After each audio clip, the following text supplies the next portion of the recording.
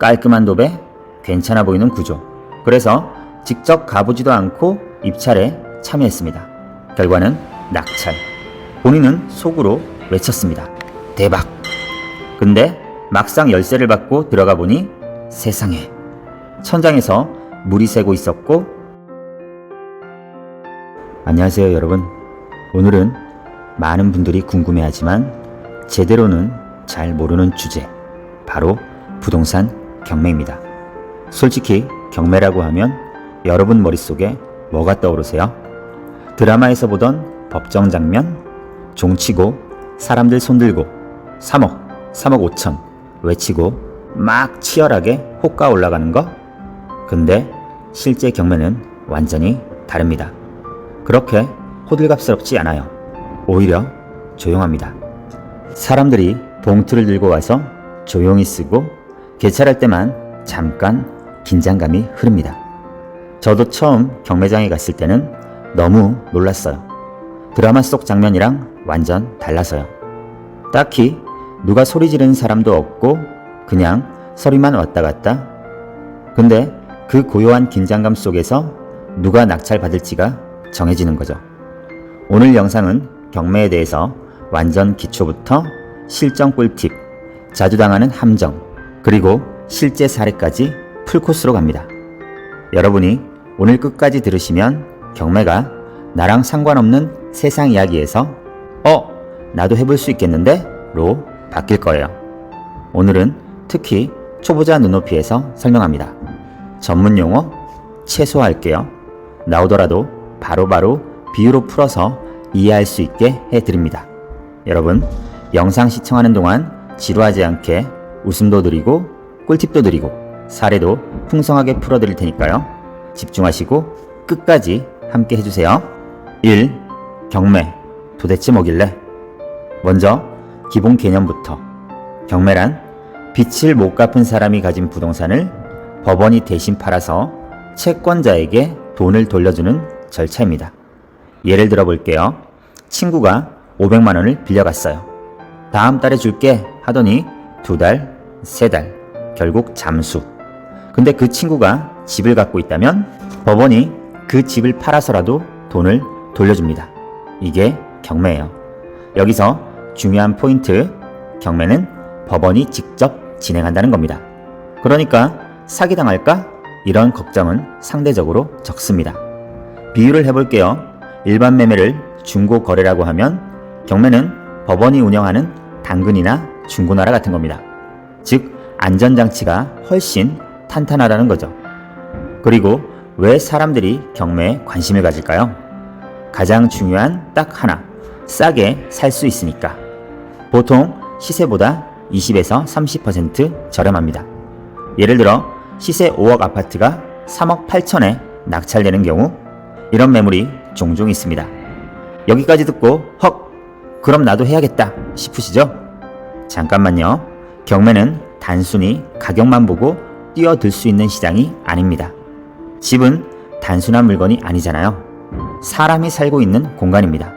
세입자 문제, 법적 권리, 집 상태, 이런 것까지 다 고려해야 합니다. 그래서 오늘 제가 계속 말씀드릴 겁니다. 경매는 싸다. 하지만 위험도 있다. 이걸 기억하세요. 2. 경매 절차. 어떻게 흘러가나? 이제 절차를 볼까요? 크게 4단계입니다. 1단계, 경매 물건 나오기. 채무자가 빚을 못 갚았다? 채권자가 법원에 신청한다. 대법원 경매 사이트에 올라온다. 여러분, 대법원 경매 사이트 들어가 보신 적 있어요? 들어가 보면 깜짝 놀랍니다. 집, 상가, 땅, 창고, 주차장까지 별별 게 다 올라와요. 이걸 보면서 세상에 이렇게 많은 사람들이 빚을 못 갚고 있구나 새삼 느끼게 됩니다. 2단계 물건 확인하기. 이제부터는 탐정 모드. 등기부등본 보면서 권리 분석, 현장 답사 가서 집 상태 확인, 세입자는 누구인지, 보증금은 얼마인지, 이런 것들을 꼼꼼히 확인해야 합니다. 여기서 많이 당하는 게 사진만 보고 덜컥 입찰하는 거예요. 사진은 진짜 못 믿습니다. 카메라 각도 조금만 바꿔도 좁은 방이 넓어 보이고 곰팡이도 흰색 보정하면 멀쩡해 보입니다. 실제로 가보면 이게 그 집 맞아? 싶을 정도로 달라요. 제가 아는 한 분은요, 사진 보고 괜찮아 보여서 낙찰받았는데 막상 가보니 천장에서 물이 뚝뚝 떨어지고 있더랍니다. 결국 수리비만 몇 천만 원 들었어요. 이래서 현장 확인은 필수입니다. 3단계 입찰하기. 가장 긴장되는 순간. 봉투에 가격 써서 제출하고 개찰 시간에 열어서 최고가 쓴 사람이 가져갑니다. 꿀팁 하나, 절대 동그란 숫자 쓰지 마세요. 예를 들어 2억이면 2억 이렇게 쓰지 말고 2억 24만 원 이런 식으로. 왜냐? 동그란 숫자는 사람들이 많이 씁니다. 똑같이 2억을 써서 폐찰할 순 없잖아요. 24만 원을 더 써서 낙찰받는 것이 훨씬 더 이득입니다.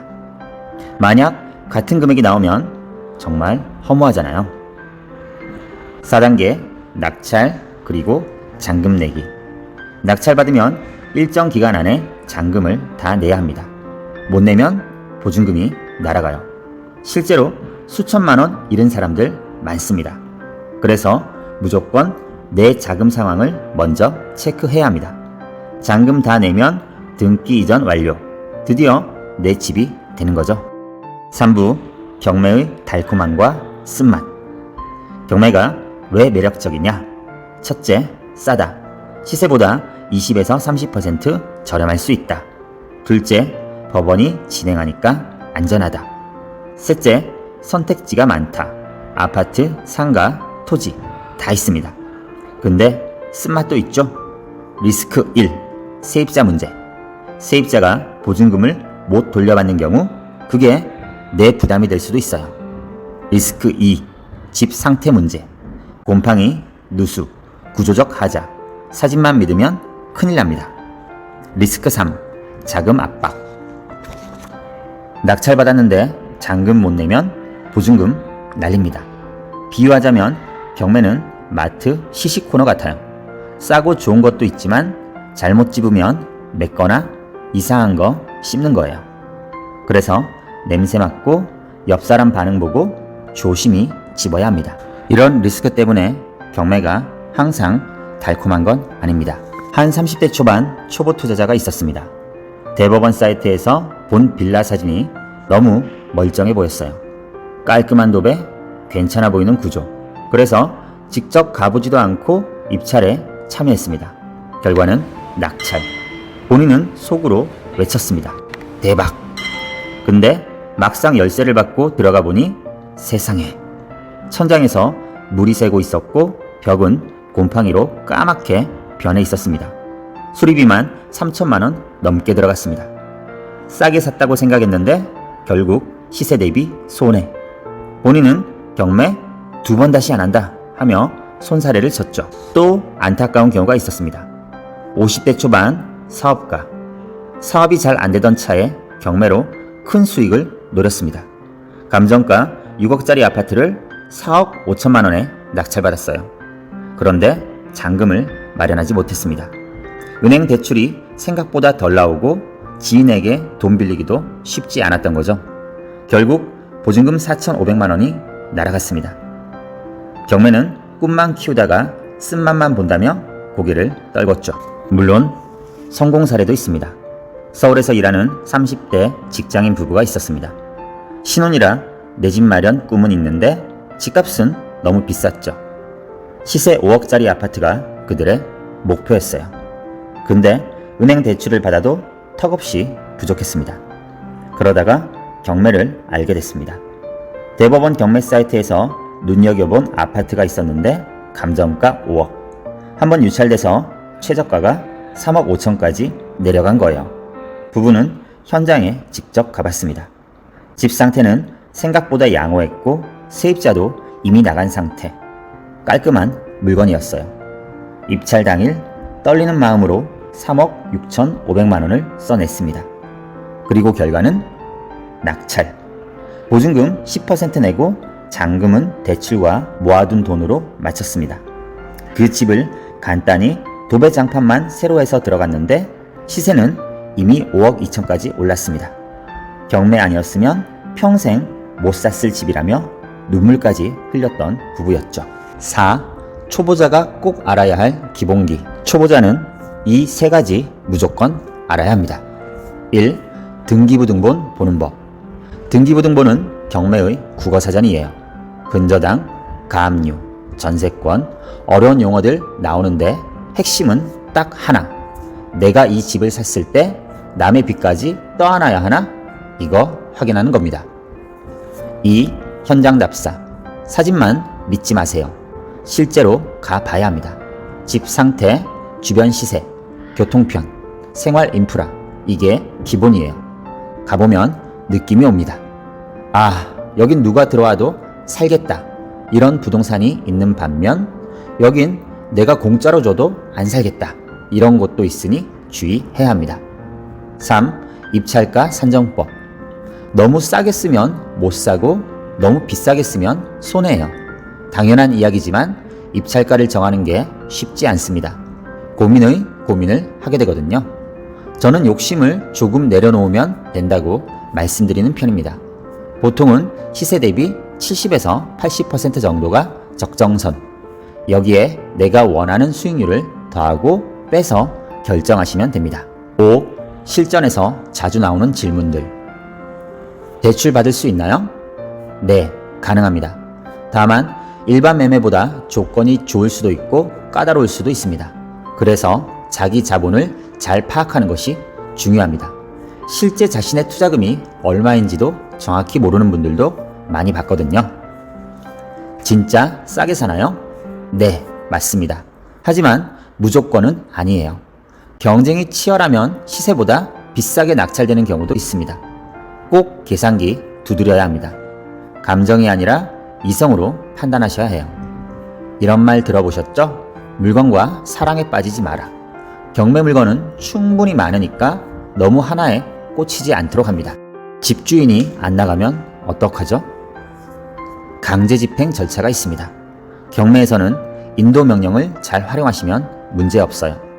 물론 시간과 비용이 들지만 법적으로 다 해결 가능합니다. 법은 낙찰자 편임을 명심하세요. 다만 초보라면 너무 손이 많이 가는 복잡한 물건은 피하는 게 좋아요. 자, 마지막으로 성공 사례 하나, 실패 사례 하나 풀어드리겠습니다. 성공 사례. 경기도에 있는 오래된 아파트 단지. 감정가 2억 8천인데 3번 유찰돼서 1억 9천까지 내려갔습니다. 40대 직장인이 관심을 갖고 현장 확인을 갔는데 집은 낡았지만 구조가 괜찮았고 역세권이라 입지가 좋았습니다. 입찰가 2억 500만 원을 적었고 경쟁자 몇 명을 제치고 낙찰. 리모델링에 2천만 원을 투자했습니다. 깔끔하게 고치니까 전세 2억 4천에 바로 나갔습니다. 본인 돈은 거의 안 들어갔고 오히려 남는 구조가 된 거죠. 이게 바로 갭투자의 성공 사례입니다. 이번엔 실패 사례입니다. 40대 투자자가 감정가 4억인 아파트를 3억 2천에 낙찰받았습니다. 싸게 샀다며 좋아했죠. 근데 문제는 세입자였습니다. 보증금 8천만 원을 돌려받지 못한 세입자가 버티고 있었던 거예요. 등기부등본을 꼼꼼히 안 본 겁니다. 결국 그 보증금을 새 집주인 40대 투자자 낙찰자가 대신 내줘야 했습니다. 싸게 샀다고 생각했는데 실제 들어간 돈은 4억이 넘어버렸습니다. 이건 싸게 산 게 아니라 그냥 시장 가격에 맞춰 산 거다 라는 말을 주변에서 들을 수밖에 없었습니다. 자, 오늘은 부동산 경매에 대해서 아주 기본부터 실전까지 훑어봤습니다. 정리하자면 경매는 싸게 살 수 있는 기회지만 동시에 리스크 관리가 핵심입니다. 그냥 와 싸다 하고 들어가면 100% 낭패를 봐요. 하지만 기초만 잘 쌓고 현장 확인 꼼꼼히 하고 내 자금 상황 냉정하게 계산하면 경매는 누구에게나 열려있는 기회의 문이 될 수 있습니다. 여러분, 부동산 경매 결코 무섭지 않습니다. 오히려 제대로만 배우면 내 집 마련, 투자, 자산 증식의 지름길이 될 수 있습니다. 오늘 영상이 도움이 되셨다면 구독, 좋아요, 알림 설정 부탁드리고요. 댓글에 궁금한 점 남겨주시면 다음 영상에서 사례 중심으로 더 깊게 다뤄드리겠습니다. 오늘도 현명한 투자 되시길 바랍니다. 감사합니다.